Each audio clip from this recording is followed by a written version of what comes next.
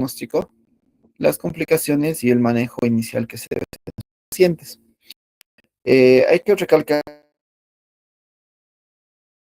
que altamente prevalente en nuestro medio, sobre todo como complicación de la litiasis vesicular. Por lo tanto, el diagnóstico, el manejo debe ser adecuado, sobre todo en el primer contacto con el paciente, para tener buenos resultados y que el paciente pueda tener una buena evolución. ¿Ya?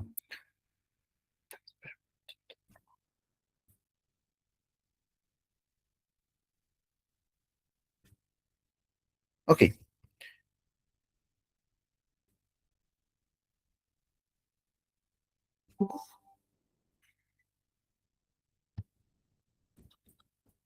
Bueno, vamos a decir que la pancreatitis es un trastorno inflamatorio del páncreas que puede dividirse en dos grandes grupos, con la pancreatitis edematosa y la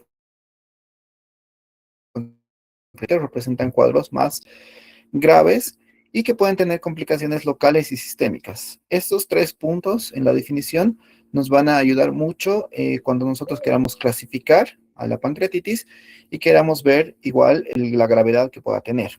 ¿Ya?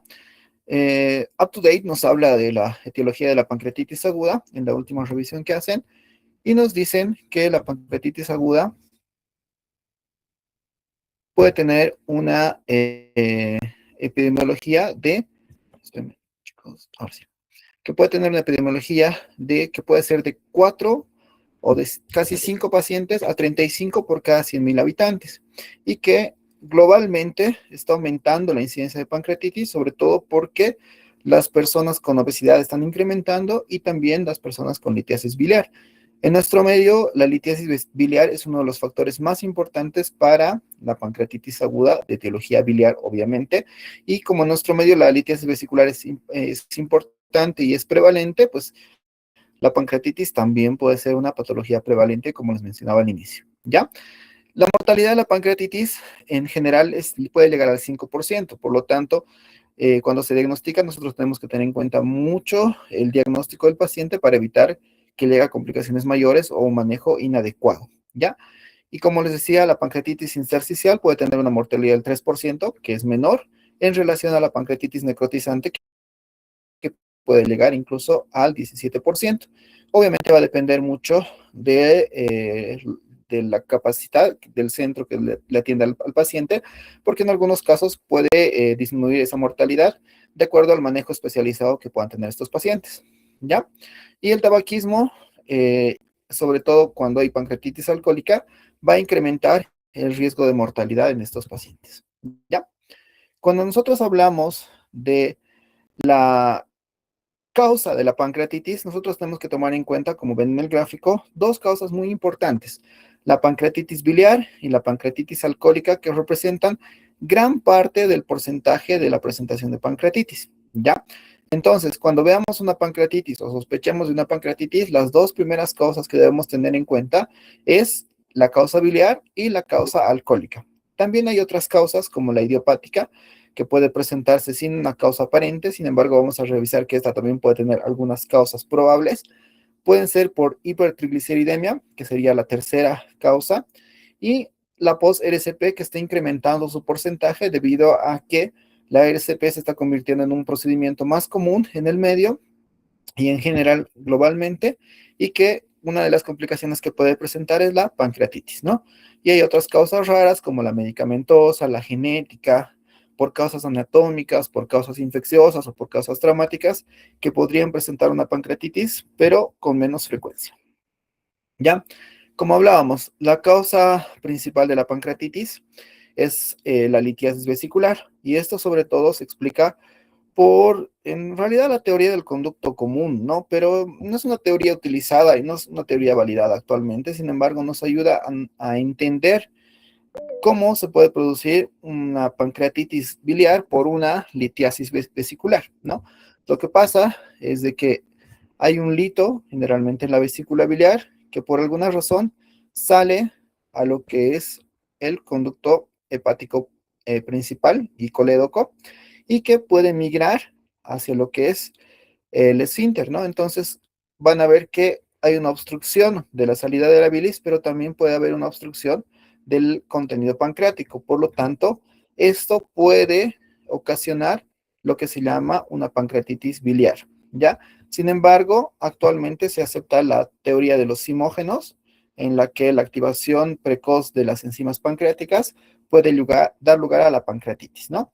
Y siempre importante mencionar que las microlitiasis, con cálculos de menores a 5 milímetros, pueden atravesar fácilmente el conducto cístico y provocar, por lo tanto, pancreatitis. Entonces, si nosotros tenemos un paciente con microlitiasis o arena biliar o lodo biliar, como lo reporta en la ecografía, pues estos pacientes pueden tener riesgo de hacer una pancreatitis. Por lo tanto, hay que operar al paciente por la litiasis vesicular para evitar que tengan complicaciones locales como vesícula biliar, pero también que tenga complicaciones con la obstrucción del conducto pancreático, que podría dar un síndrome ictérico obstructivo o una colangitis, y también con la obstrucción del conducto pancreático, que podría dar lugar a una pancreatitis. ¿Ya? Y la causa alcohólica, como les decía, es la segunda y generalmente se asocia con el tabaquismo, que puede incrementar su riesgo de tener la pancreatitis, ¿ya? Pero no es generalmente, digamos, la más prevalente, entre comillas. La más prevalente sería la biliar y la segunda más prevalente sería la por causa alcohólica, ¿ya? Y las otras causas de pancreatitis, como la hipertrigliceridemia, donde se requiere un nivel elevado de lo que es los lípidos en la sangre y que puede causar también la pancreatitis, sobre todo asociado con pacientes que tengan obesidad, diabetes mellitus tipo 2, o incremento de los estrógenos o hipotiroidismo, que podrían ser causas adyacentes que podrían provocar la pancreatitis por hipertrigliceridemia, ¿no? Y la RCP, que también sería una causa de pancreatitis, sobre todo en procedimientos cuando el operador, por ejemplo, no tiene mucha experiencia, o hay una alteración en el esfínter de Oddi, la canulación selectiva de la vía biliar es difícil, o cuando sobre todo es terapéutica o diagnóstica, sobre todo cuando es diagnóstica, porque cuando es diagnóstica se hace más manipulación de lo que es la vía biliar, que podría provocar una pancreatitis. Algunas veces se canula, en vez de canularse la vía biliar, se puede canular el conducto de Beerson, que podría dar también una pancreatitis en algún momento, ¿no? Y pancreatitis inducida por fármacos, menos frecuente que las anteriores, pero que se puede dar, y hay varios fármacos, ¿no? Que pueden producir lo que es la pancreatitis por fármacos, en los cuales los mencionamos acá, y hay fármacos con menor evidencia de probabilidad, pero por ejemplo tenemos ahí al paracetamol en dosis tóxicas que podría producir pancreatitis, las benzodiazepinas, el ácido valproico, que en general, pues pueden ser causas de pancreatitis, sobre todo cuando no se encuentran o se descartan las pancreatitis de origen biliar, alcohólico y por hipertrigliceridemia. Y obviamente, si el paciente no ha sido sometido a una RCP, ahí tendríamos que buscar otras causas relacionadas con la pancreatitis, ¿ya? Cuando nosotros pensamos en una pancreatitis por alteraciones estructurales, sobre todo tenemos que ver que estas alteraciones estructurales pueden verse afectadas por la anatomía. ¿Qué quiere decir? Que, por ejemplo, en el páncreas divisum podría hacerse una pancreatitis, ¿sí?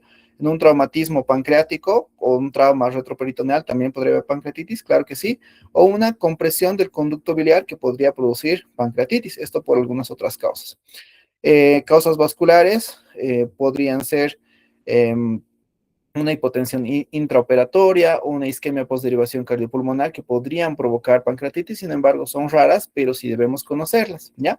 En las infecciosas tenemos algunos virus como el citomegalovirus o el VIH, que podrían provocar, y algunos parásitos también que podrían provocar pancreatitis, ¿ya?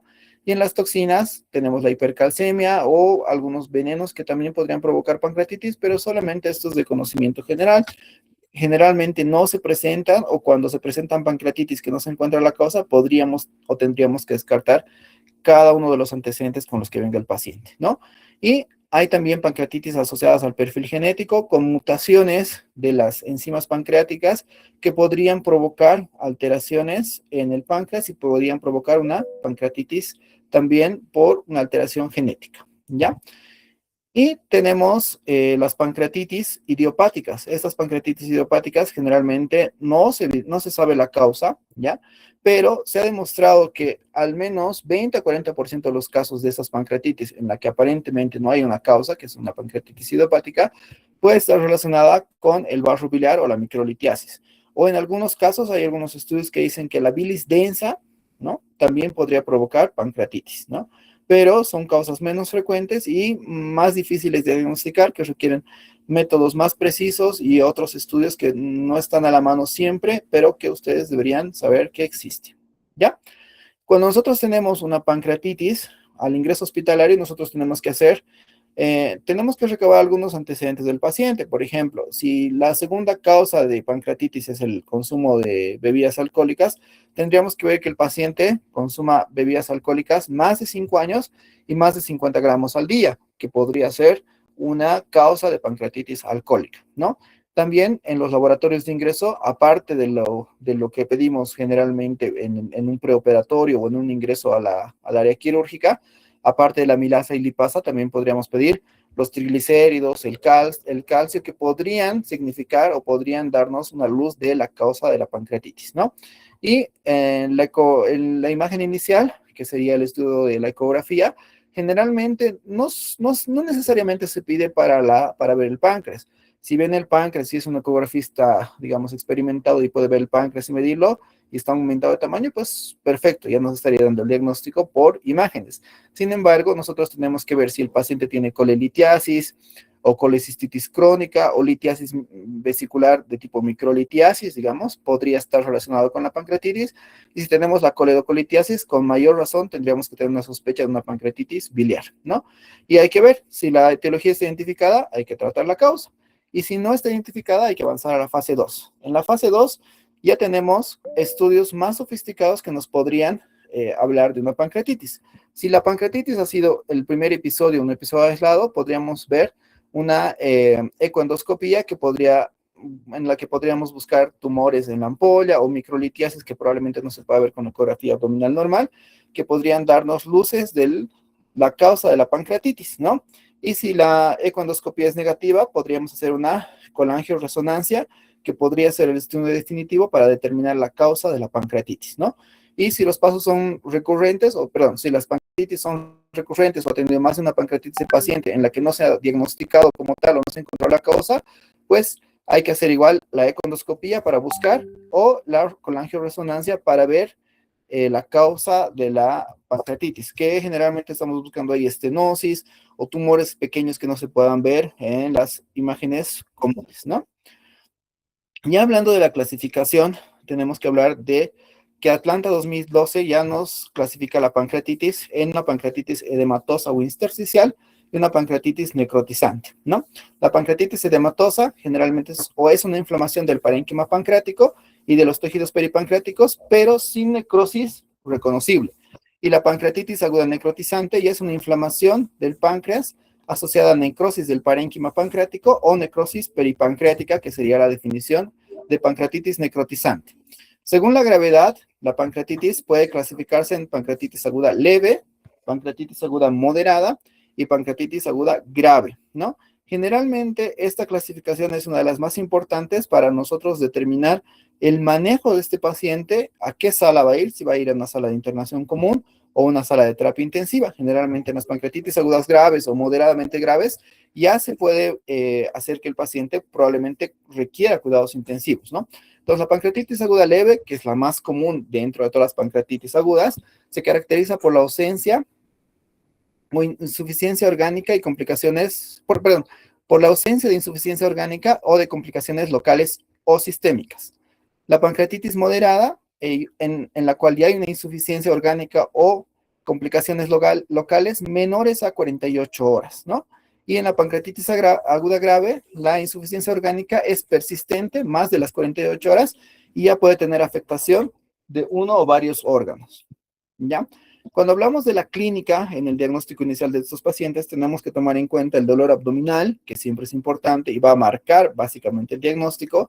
Las náuseas y los vómitos, que generalmente son frecuentes, puede estar asociado a fiebre o disnea, sobre todo en casos en los que haya mucha repercusión de la inflamación local, ¿ya?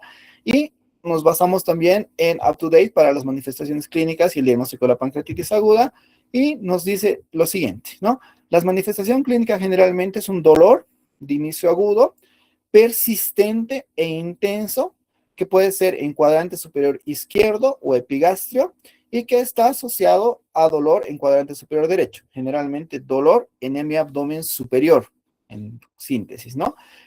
Cuando la pancreatitis es por cálculos, el dolor está generalmente bien localizado, es de aparición rápida y tiene una máxima intensidad en 10 a 15 minutos. O sea, por lo tanto, el dolor es muy, muy intenso en este paciente, ¿no? Y en pancreatitis por otras causas como las hereditarias, las metabólicas o el alcoholismo, pues el dolor generalmente es mal localizado y generalmente la presentación es menos abrupta, o sea, es más lenta la presentación. Generalmente se irradia el dolor a la espalda y es persistente horas o días, que es una característica importante. Cuando nosotros tenemos un dolor abdominal en hemiabdomen superior que tiene irradiación hacia la espalda, que es un dolor de alta intensidad y persistente, probablemente pueda ser una pancreatitis y deberíamos al menos descartarla si es que tenemos otras causas más evidentes, ¿no? El dolor generalmente atenúa parcialmente al sentarse o al inclinarse hacia adelante, la plegaria maometana, que generalmente los pacientes están como que tratando de, es como si estuvieran rezando a Mahoma, ¿no? Esa es la plegaria maometana. Entonces, ¿eso puede calmar el dolor? Sí. Lo que les decía, los vómitos y las náuseas generalmente son abundantes y persistentes, o sea, hay un contenido alto de vómitos y una frecuencia alta, ¿ya? Entonces podría ser también una sospecha diagnóstica, ¿ya? Y en pacientes con derrame pleural o insuficiencia respiratoria puede haber una disnea asociada a la pancreatitis, que generalmente se presenta en casos más graves, ¿no? Al examen físico, generalmente tenemos que ver los datos clínicos que el paciente está presentando, ¿no? En pancreatitis aguda leve, generalmente el dolor en epigastrio puede ser mínimamente doloroso la palpación.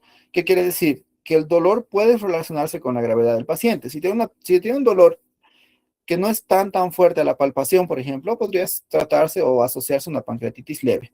Si el dolor a la palpación es, digamos, muy, muy importante, podríamos hablar de una pancreatitis aguda grave. O sea, la intensidad del dolor podría darnos la sospecha de que está complicada la pancreatitis, sí.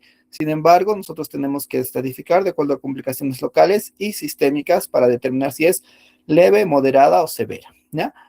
Podemos también encontrar que los ruidos hidrarios van a estar disminuidos, sobre todo por un hilio secundario a la inflamación que presenta el páncreas.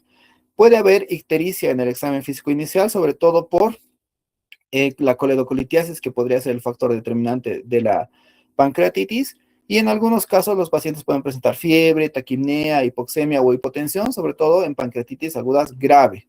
Los signos de la equimosis periumbilical o de flancos, que serían Cullen o Gray-Turner, generalmente se presentan en 3% de las pancreatitis, y como les decía a mis estudiantes, es raro ver, pero si digamos, se encuentra, probablemente ya tengamos un diagnóstico más o una sospecha más alta de diagnóstica de pancreatitis aguda, ¿no? Este es el signo de eh, Gray-Turner, ¿no? Que nosotros podemos ver una equimosis en los lados que no es frecuente, pero que podría presentarse en algunos pacientes, ¿no? Ya yéndonos a lo que es los laboratorios, lo que les decía, hay que pedirle los laboratorios de ingreso, hemograma, glicemia, creatinina, coagulograma, grupo factor y prueba rápida de VIH a todo paciente potencialmente quirúrgico. Y tenemos que, además de esos laboratorios, pedir la amilasa, la lipasa, y vamos a hablar de otras enzimas que pueden también estar elevadas, sin embargo, que al momento no presentan evidencia científica para poder entrar dentro del diagnóstico de la pancreatitis, ¿ya? Las enzimas pancreáticas se elevan generalmente por una interrupción del acoplamiento de la síntesis de secreción de las enzimas digestivas. Generalmente la síntesis continúa mientras se produce un bloqueo de la secreción. Y estas enzimas pancreáticas, una de las más importantes es la amilasa sérica, que generalmente se va a incrementar entre las 6 y 12 horas después de la aparición de la pancreatitis aguda. Tiene una vida media corta, aproximadamente 10 horas, y generalmente vuelve a la normalidad de 3 a 5 días. Por lo tanto, si nosotros tenemos un paciente con una pancreatitis de 10 días, digamos, o de inicio del dolor de 10 días, probablemente la amilasa no sea el estudio que nosotros debamos pedir. Sin embargo, como no tenemos la certeza del tiempo de evolución de los pacientes, usualmente solicitamos la amilasa al ingreso, ¿no? Y para que sea diagnóstica de pancreatitis, tiene que estar 3 veces el valor normal, con una sensibilidad del 67 al 83% y una especificidad del 85 al 98%. Cabe recalcar que la amilasa puede elevarse en otras patologías, por ejemplo, en sufrimiento intestinal, en isquemia intestinal o en alguna patología que esté provocando alteraciones intestinales tipo inflamatorias muy importantes, podría estar elevada la amilasa. Sí, por lo tanto, no es específica de pancreatitis, sin embargo, un valor 3 veces lo normal, acompañado de la clínica o algún estudio de imagen, podría darnos el diagnóstico de pancreatitis, ¿no? La lipasa sérica es la enzima más importante. Su sensibilidad en la pancreatitis aguda está entre el 82 y el 100%, por lo tanto, no debemos olvidarnos pedir lipasa en los pacientes. Y va a aumentar entre las 4 y 8 horas después del inicio del cuadro. Su punto máximo va a estar a las 24 horas y va a volver a la normalidad entre 8 a 14 días después. Por lo tanto, si hay una pancreatitis que ha iniciado hace varios días, probablemente la lipasa sea la solución o el estudio más importante para el diagnóstico, ¿ya? Otras enzimas pancreáticas que se han estudiado está el péptido activador del triple que puede estar elevado en pancreatitis, sin embargo no tiene un valor referencial para el diagnóstico, ¿no? Y otras enzimas que podrían ser la tripsina, la fosfolipasa, la carboxipeptidasa, etcétera, etcétera, que podrían estar involucrados, sin embargo al momento no se cuentan con estudios que marquen protocolos diagnósticos para pancreatitis. Entonces tenemos la amilasa y la lipasa, que serían las enzimas pancreáticas que debemos pedir sí o sí en emergencias y que su valor 3 veces de lo mayor de lo normal sería diagnóstico de pancreatitis, ¿no? Cuando hablamos en imágenes, ya hablamos de los estudios de imagen que podríamos pedir, desde los más básicos hasta los más avanzados, ¿no?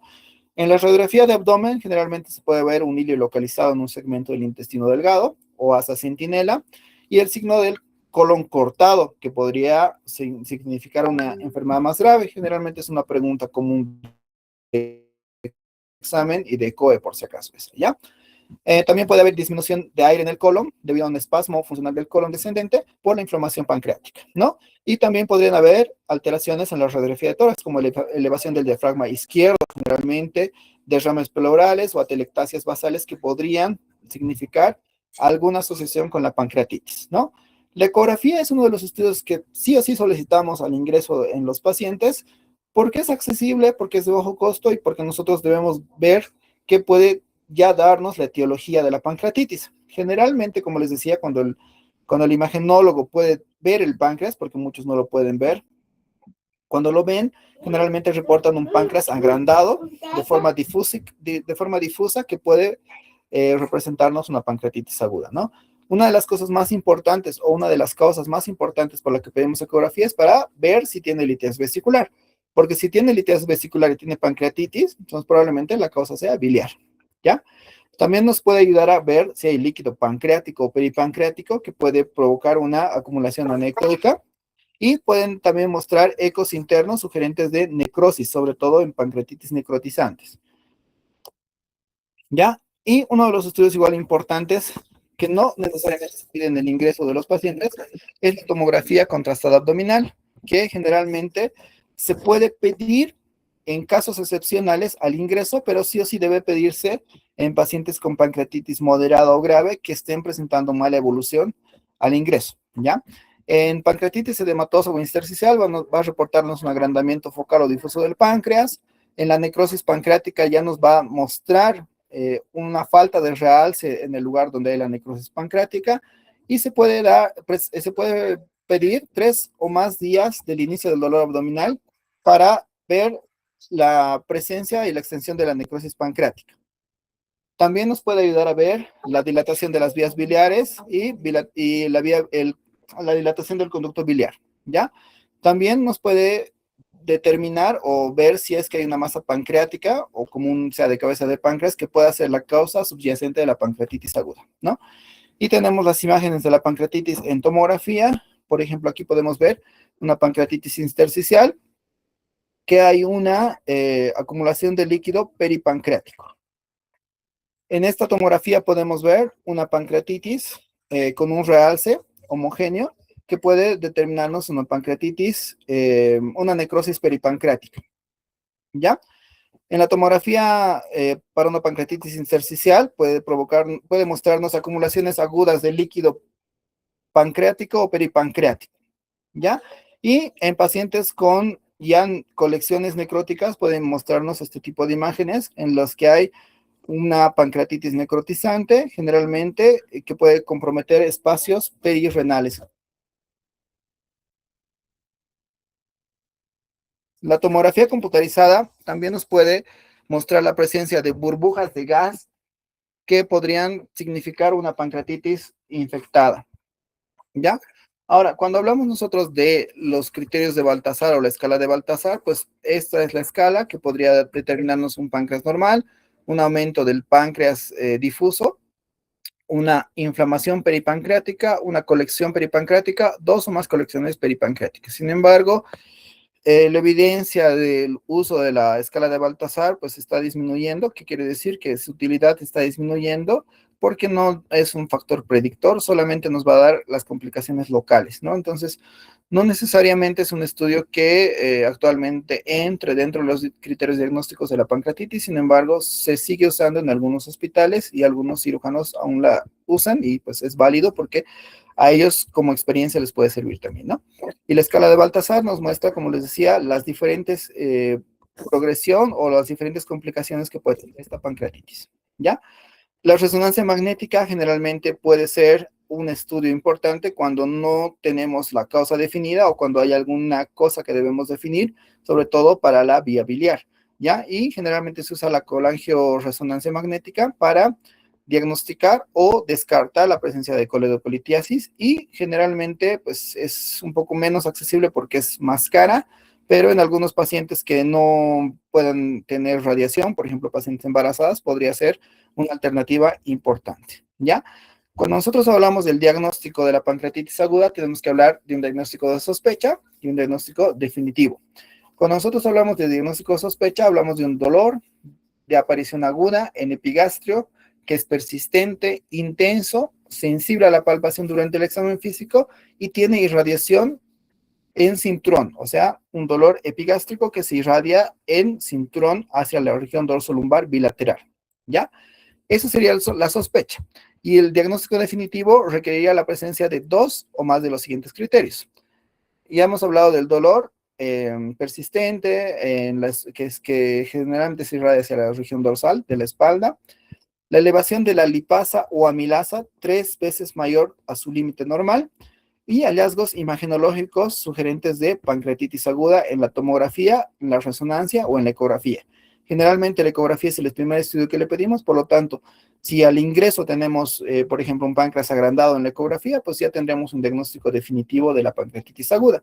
Sin embargo, si la ecografía no nos dice, digamos, o no nos reporta el páncreas porque no lo puede ver o alguna cosa, basta que tengamos dolor y elevación de amilasa o lipasa 3 veces más de su valor normal con una sospecha de pancreatitis, pues el diagnóstico ya estaría definido, ¿no?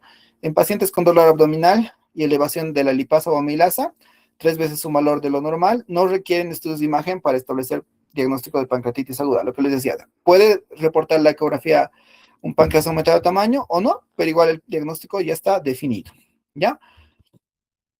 Acá vamos a hablar un poquito más de la etiología, bueno, lo que les decía, vamos a aclararnos esta partecita. Y tenemos los sistemas de puntuación de predicción de la gravedad. Hay varios sistemas de puntuación que se utilizan, el Ransom, el Apache, el CIRS y el BISAP. Sin embargo, vamos a terminar algunos de los más importantes, ¿ya? Cuando hablamos de la predicción de la gravedad de la pancreatitis aguda, tenemos predictores clínicos. Estos predictores clínicos, al igual que en otras enfermedades como la litiasis vesicular o la colecistitis aguda, por ejemplo, están relacionados con la variabilidad en la presentación de los pacientes. Por ejemplo, los pacientes con edad avanzada mayor a 55 años van a tolerar de mala manera una pancreatitis y la pancreatitis que se presente podría ser con mayores complicaciones. Generalmente, la litiasis vesicular es mayor en mujeres, por lo tanto, puede provocar también un riesgo o ser un predictor clínico. La pancreatitis alcohólica tiene mayor riesgo de ser pancreatitis necrotizante y obviamente ser más complicado, ¿ya? El intervalo corto de la aparición de los síntomas va a aumentar la gravedad. Si el paciente es obeso, aumenta el riesgo de pancreatitis grave. Y si tiene una falla orgánica, pues aumenta la estancia hospitalaria y aumenta la mortalidad. Obviamente esto al ingreso, ¿ya? Dentro de los predictores de laboratorio tenemos la hemoconcentración. por pérdidas al tercer espacio, que generalmente se va a manifestar por la inflamación que puede estar produciendo la pancreatitis, y si tenemos una hemoconcentración, pues ya es un factor predictor de mortalidad en estos pacientes. Una PCR mayor a 50 miligramos litro a las 48 horas, generalmente se presenta en pacientes con pancreatitis aguda grave. El incremento del NUS puede aumentar la mortalidad. La creatinina mayor a 1.8 miligramos de litro en las primeras 48 horas nos habla de necrosis pancreática, y otros factores predictores como la procalcitonina o el péptido activador del tripsinógeno todavía están en estudio como predictores, pero se dice que la elevación, por ejemplo, de la procalcitonina ya puede darnos un marcador de complicaciones severas en este tipo de pacientes, ¿ya? Y lo que les decía, los sistemas de puntuación, pues están las escalas de Ramson, que puede medirnos al ingreso y a las 48 horas, y nos dan una serie de cosas, como por ejemplo la edad, que les decía que es un predictor solo, el hematocrito, el NUS o el déficit de bases, que también van a determinar las complicaciones en este tipo de pacientes. La presencia de uno o tres criterios representa la pancreatitis leve, y obviamente más de 3 criterios ya podría hablarnos de una pancreatitis moderada o severa, que puede incrementar su mortalidad. También tenemos escalas como el Apache-2, que va a tener variables fisiológicas, la puntuación de Glasgow y puntuación fisiológica aguda, que podrían presentarnos. Sin embargo, son tan complejas que muchas veces no se realizan en el servicio de emergencias, y por lo tanto no se usan actualmente mucho, ¿no? La que sí se usa y es fácil de usar es la escala del SIRS, que nos va a hablar de la temperatura al ingreso, que puede ser mayor a 38.3 o menor a 36, la frecuencia cardíaca mayor a 90, la frecuencia respiratoria mayor a 20 o el PaCO2 menor a 32, y el reencuentro de leucocitos mayor a 12.000 o menor a 4.000, que ya nos podrían estar hablando de un proceso inflamatorio importante en el paciente que podría estar. Esta es la escala de Apache 2, como ven, tiene varias variables, tiene varias cosas por medir, por lo tanto, algunas veces no se usa en los servicios de emergencias, ¿no? La escala BISAP también, que es un indicador importante, que tiene 5 parámetros, de los cuales está la edad, la presencia del SIRS, las alteraciones del boom y la presencia de derrame pleural, que siempre es importante para realizarla en emergencias, ¿no? Y cuando nosotros ya hablamos del manejo de estos pacientes, pues una de las cosas más importantes es la reposición de líquidos, el control del dolor, la nutrición, que vamos a hablar una capita importante de esto, y el uso de antibióticos, que generalmente no se realiza en pancreatitis no complicadas, ¿no? Para el tratamiento de la pancreatitis, la reposición de líquidos va a ser el tratamiento más eficaz de la pancreatitis, ¿ya? Y la reposición de líquidos, pues es el tratamiento más eficaz, sobre todo cuando lo hacemos durante las primeras 48 horas. Y esta reposición de líquidos va a ser muy importante porque en la pancreatitis va a haber una inflamación que va a provocar una acumulación de líquidos en el tercer espacio, y va a provocar una deshidratación que va a conllevar a otras fallas, como por ejemplo la falla renal, porque la creatina va a elevar y va a disminuir los niveles de orina también. Generalmente está dada en los pacientes, o sea, en todos los pacientes, y sobre todo en pacientes con hemoconcentración, con creatinina elevada, va a reducir la mortalidad y la morbilidad de estos pacientes, ¿ya? ¿Cómo hacemos la reanimación? Antes, bueno, hace poco tiempo se hacía la reanimación agresiva con un bolo de 20 ml kilogramo en el primer día, y luego 3 ml kilogramo hora, también en el primer día. Y la reanimación moderada, que es un bolo de 10 ml kilogramo, y luego 1.5 ml kilogramo hora. Esto más o menos hasta el año pasado se estaba manejando. Sin embargo, han habido estudios que nos dicen que la reanimación agresiva puede también provocar un encharcamiento de estos pacientes, o sea, que les damos más líquidos de los que requiere el paciente, y hay varios estudios que nos hablan de la reanimación con 1.5 ml kilogramo hora como una de las ideales en los pacientes con pancreatitis, que es como un término medio entre una reanimación muy agresiva y una reanimación escasa también, ¿no? ¿Cuáles son los objetivos de esta reanimación? Disminuir la frecuencia cardíaca, que al menos esté menos de 120 por minuto, que la presión arterial media esté entre 65 y 85 milímetros de mercurio, que haya una producción de orina mayor a 0.5 a 1 ml kilogramo hora, una reducción del hematocrito con un objetivo de 35 a 44%, y una disminución del boom en las primeras 24 horas. Entonces, solamente con la reanimación con líquidos vamos a lograr todos estos objetivos, que son importantes en el manejo y evitar las complicaciones de los pacientes, ¿no? Otro pilar importante del tratamiento es el control del dolor. el dolor no controlado puede contribuir a la inestabilidad hemodinámica y para tratar el dolor, una de las cosas más importantes es una reposición de líquidos de manera adecuada. ¿Qué quiere decir? Que si nosotros le reponemos líquidos de manera adecuada al paciente, probablemente también le disminuya el dolor, ¿ya? Y dentro de estos tenemos, de los analgésicos ya tenemos los opioides y algunos pueden llegar al fentanilo. Sin embargo, en nuestro medio no se utilizan este tipo de analgésicos, sobre todo esto se utiliza en Estados Unidos por probablemente la tolerancia al dolor que tengan los pacientes allá, ¿no? Y nosotros podemos utilizar esta actualización del uso de analgésicos que se ha hecho el 2019 para el manejo de la pancreatitis, que siempre es importante porque nosotros debemos ir escalón por escalón para el tratamiento de estos pacientes, ¿no? Generalmente se puede usar AINES, más drogas adyuvantes en el primer escalón, opioides en el segundo escalón, opioides o opiáceos también en el tercer escalón y un tratamiento de intervencionismo en el cuarto escalón. Ahorita les voy a mencionar qué AINES podemos usar. Por ejemplo, hay esquemas de analgesia para la pancreatitis que están dados por el diclofenaco. Generalmente se da 150 miligramos en una solución de 24 horas para disminuir el dolor. Otro esquema podría ser el ketorolaco, 90 miligramos al día en solución también para 24 horas. El ketoprofeno, 300 miligramos día en solución o dividido. El ketorolaco se puede dar 30 miligramos IV cada 8 horas, por ejemplo, y se completarían los 90 miligramos, pero se prefiere siempre en solución para 24 horas, igual que el ketoprofeno, ¿no? Se puede adicionar además a estos dipirona o metilmisol, que estarían más o menos de 1 miligramo, o perdón, 1 gramo cada 6 horas o 8 horas, que podrían también ser coadyuvantes al tratamiento del diclofenaco, el ketorolaco o el ketoprofeno, y en algunos casos el paracetamol intravenoso, que también se está dando actualmente, ¿no? Cuando hablamos de los opioides, ya hablamos del tramadol, que podría darse una dosis de 1 miligramo kilogramo hasta 3 miligramos kilogramo día, y la morfina o la meperidina, que generalmente se pueden usar, pero generalmente se usan en pacientes con pancreatitis aguda grave que están en terapia intensiva, ¿ya? La nutrición, generalmente se prefiere la vía oral, pero tenemos alternativas como la enteral y la parenteral, ¿ya?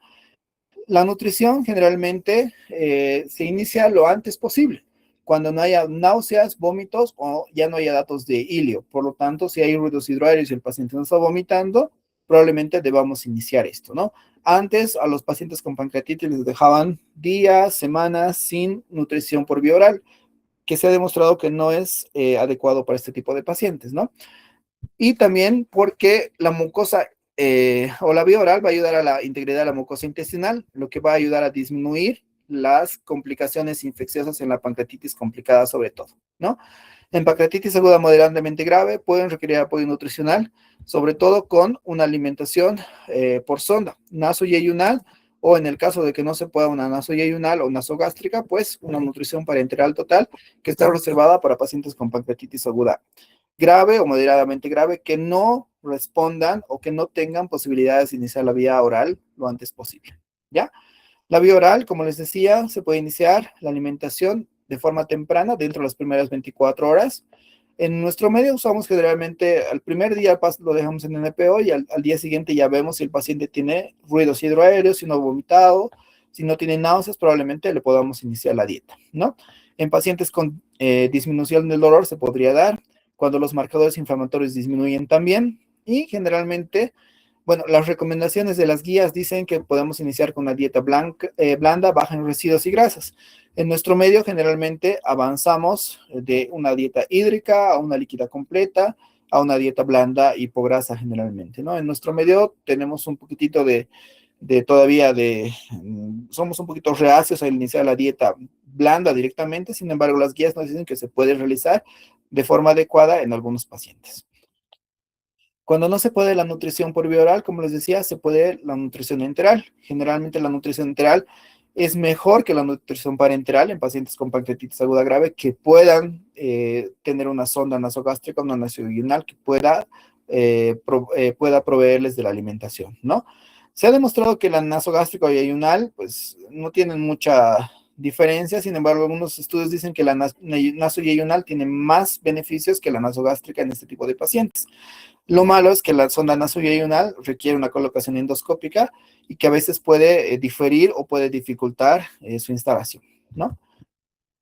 Ya hablando del tipo de nutrición que damos por la vía enteral, hablamos de fórmulas generalmente poliméricas, lo que les digo a mis estudiantes siempre, los hidrolizados que podríamos darle a estos pacientes y que sobre todo puedan tolerar. Cuando no hay, cuando no toleran estos pacientes, pues podríamos ver de darle nutrición por vía parenteral, ya la nutrición total en este caso, ¿no? Y el manejo nutricional, cuando hablamos por gravedad, en la pancreatitis aguda leve, el inicio de la vía oral a las primeras 24 horas o 48 horas, ¿ya? En la moderada se prefiere la vía oral, en caso de no poder, se inicia al tercer o cuarto día, y si no se puede, se recomienda la sonda nasoyeyunal, o una alimentación nasoenteral, ¿ya? Y en la pancreatitis aguda grave, pues tendríamos que ir viendo la posibilidad de instalar una sonda nasoyeyunal, y en el caso de que no se pueda, iniciarle nutrición parenteral. ¿Ya? Los antibióticos en pancreatitis no se usan en general. En infecciones extrapancreáticas se asocian con un aumento de la mortalidad, ¿ya? Y estos antibióticos solamente se recomiendan cuando hay pancreatitis con sospecha de infección. Por lo tanto, los antibióticos no se dan en pancreatitis a menos que haya una pancreatitis necrotizante, ¿ya? Y cuando hablamos ya del manejo de las complicaciones locales, hablamos de que estos pacientes con pancreatitis aguda pues pueden tener complicaciones locales que generalmente se ven en la tomografía computarizada y que nosotros debemos referir al paciente a centros especializados para el manejo de estas, ¿no? Y ya hablando del tipo de complicaciones locales, tenemos esta pequeña tablita en la cual hacemos primero una división de el tiempo, menos a 4 semanas y más a 4 semanas, ¿no? Van a ser diagnósticos diferentes y complicaciones diferentes. Tenemos que ver de dividirlo igual en pancreatitis intersticial o enematosa y la pancreatitis necrotizante. En cualquiera de ellas, en cualquiera de las 4 alternativas puede haber infección o no, pero eso nos va a determinar probablemente el tratamiento, ¿ya? Entonces tenemos la primera, que es la colección aguda de líquido pancreático, se da sobre todo en las pancreatitis edematosas y que solamente es la presencia de líquido peripancreático que generalmente no tiene pared y que generalmente se presenta menos de las 4 semanas. Estos pacientes, si no están infectados, no requieren ningún manejo, ¿ya? En las pancreatitis necrotizantes se llama una colección necrótica aguda, al igual que el anterior, pues si no tiene infección, no requiere ningún tipo de manejo. Ya cuando tienen más de 4 semanas, la colección en pancreatitis edematosa, si se presentara y persistiera, ya se denomina pseudoquiste pancreático. Y esta tiene la característica de ser una colección con una pared bien definida. Y cuando hablamos de la pancreatitis necrotizante, tenemos al WON, Wall of Necrosis o necrosis pancreática amurallada, que generalmente es una colección necrótica con una pared definida, ¿no? Cuando estas presentan sintomatología, por ejemplo, cuando el pseudoquiste pancreático presenta sintomatología con presencia de dolor persistente o náuseas o vómitos que podría presentar el paciente, pues puede requerir un tratamiento quirúrgico en algún momento, sí. Pero generalmente cuando están complicadas con una infección es cuando nosotros nos alertamos más porque este paciente puede requerir un manejo quirúrgico escalonado que vamos a verlo posteriormente. ¿Ya? Como les decía, en la pancreatitis edematosa está el pseudoquiste y la colección pancreática, ¿no? Vamos a soltarnos un poquitito porque ya hemos hablado de esto, ¿ya? Y generalmente se presenta como una colección peripancreática sin pared definida que nos puede hablar de una colección pancreática aguda. Ya el pseudoquiste pancreático, vamos a tomarle un poquito más de énfasis, es una colección pancreática que tiene una pared bien definida, completamente encapsulada y que generalmente se produce más de las 4 semanas de la aparición de la pancreatitis aguda. El manejo de estos pseudoquistes, que podemos ver una imagen acá, en este caso hay un pseudoquiste bastante grande que probablemente esté provocando sintomatología a nivel abdominal, con dolor probablemente persistente en el paciente y con presencia de náuseas y vómitos porque está ocupando el espacio del estómago, ¿no? Entonces podría ser también una causa del tratamiento, ¿ya? Y en las pancreatitis necrotizantes tenemos la colección necrótica aguda que ya habíamos hablado y el BON, que se presenta como necrosis pancreática infectada, que generalmente está asociada cuando hay infección a la presencia de leucocitosis.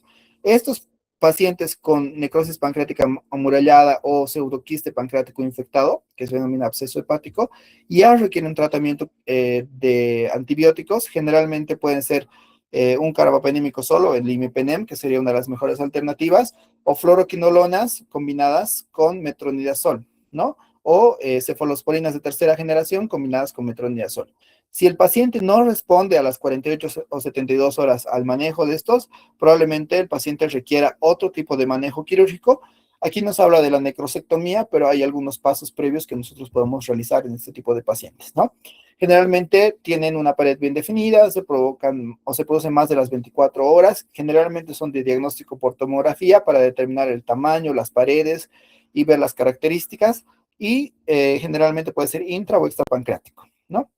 Además, nosotros cuando tenemos una pancreatitis tenemos que hacer el manejo de las enfermedades subyacentes. Por ejemplo, si tenemos una pancreatitis aguda leve por una causa biliar, pues podríamos hacer la colecistectomía, que podría ser el tratamiento definitivo, entre comillas, para evitar que el paciente tenga pancreatitis nuevamente.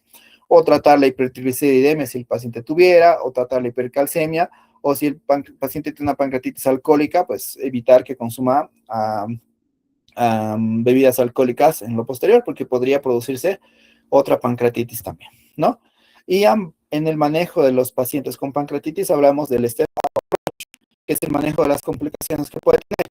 Antes, por ejemplo, como decía acá, el responde a tratamiento quirúrgico y ahí va directamente a necrosectomía. Actualmente no. Actualmente hay artículos que nos hablan del Step-Up Approach, que es el manejo de la pancreatitis, ¿ya? Y que nos hablan primero de varios pasos que nosotros podemos hacer previos a la cirugía. El primer paso que nosotros podríamos hacer es un drenaje retroperitoneal o transperitoneal por vía percutánea, guiado por imagen o por ecografía o por tomografía, perdón, ¿ya? Y podríamos, si no se puede acceder a este, podríamos hacer un drenaje transmural por vía transpapilar o endoscópica, que sería la segunda alternativa. La tercera alternativa, sobre todo en necrosis, podríamos hacer una necrosectomía retroperitoneal mínimamente invasiva guiada por endoscopía, que es una punción en la región dorsal que llega directamente a la región del páncreas y hace lo que es una necrosectomía controlada, ¿no? Después puede haber un debridamiento asistido por video, que sería otra alternativa. Y cuando ya no quedan alternativas mínimamente invasivas, pues podemos hacer la necrosectomía laparoscópica o abierta, que podría ser una alternativa también en este tipo de pacientes. Además tenemos la cistogastrostomía, que ya se hace en la vía abierta sobre todo, o la cistoyeyunostomía para el manejo de los pseudoquistes pancreáticos muy grandes y muy sintomáticos, ¿no? Cuando hablamos de las complicaciones, hablamos del tratamiento de las enfermedades subyacentes, el manejo de antibióticos si es que está infectado y el manejo escalonado en los pacientes que presentan complicaciones, sobre todo relacionados con pseudoquiste pancreático o necrosis pancreática amurallada. ¿Ya? Es un tema bastante largo, tiene que correr un poquito por eso, chicos, pero espero que hayan entendido y estoy abierto para sus preguntas probables.